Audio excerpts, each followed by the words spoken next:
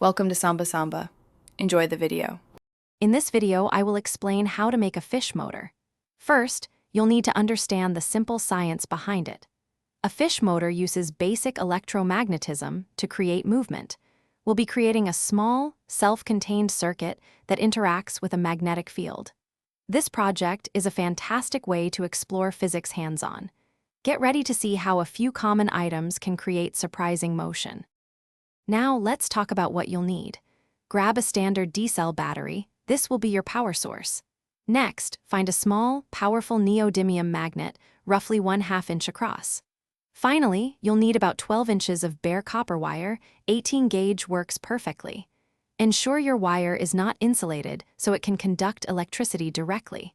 These simple items are the core of our fish motor. With your materials ready, let's assemble. Carefully attach the neodymium magnet to the flat, negative end of your D-cell battery. It should stick firmly.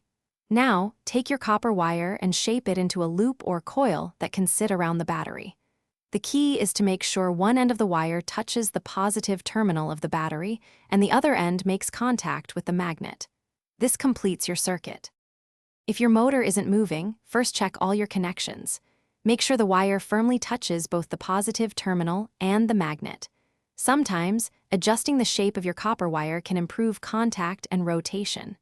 Experiment with different coil designs for optimal performance. This project is all about trial and error, so don't be afraid to tweak things.